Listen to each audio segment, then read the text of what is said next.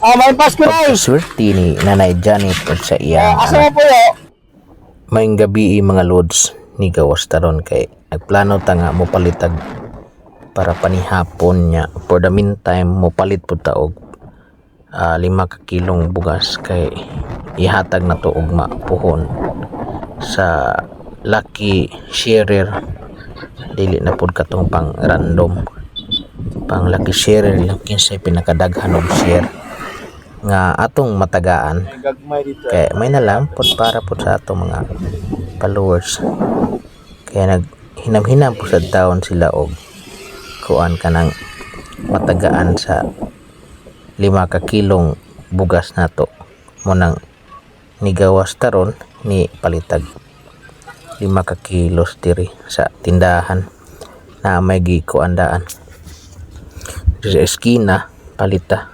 Bugas mo sila? Princess Bia na. Princess Bia nga 300 isa niya ka. bugas. Dili na po ni ganador. Nya inighuman na to og palit ani kay mo palit ta og kuan para pa ni hapon. Kay nilakaw lagi ta ganina nya na gabin ana ta og uliaw na hapnan di ay tog ta kajot. Nya pagmata na to kay medyo gutom man mo. Ang gawas ko kay mo palit ko para panihapon. Nya palit ko para bugas. Diri sa suki nako nga Mr. Limpo. Diri sa Mactan. Mr. Limpo Mactan baka naman katong ganahang mo palit og Mr. Limpo diya. Palit na mo kay lamian kini ilahang Mr. Limpo diri samot nagnaisos nang lami kaayo humana og pero nakoy nadunggang nagkuting-kuting sa unahan murag manay gunay ni pag humana ko naagyoy na nay gunay nya paglingi nako sa kilid silang nanay og naikuyog iyang anak. Munang ka-decide na lang kung sila akong tagaan. Naigon mo?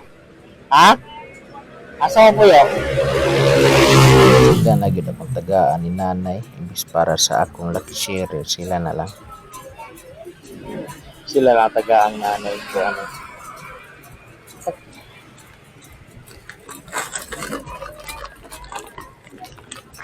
Asa mo po yo? Ha? Bistamar? Naigon mo? May Pasko na eh.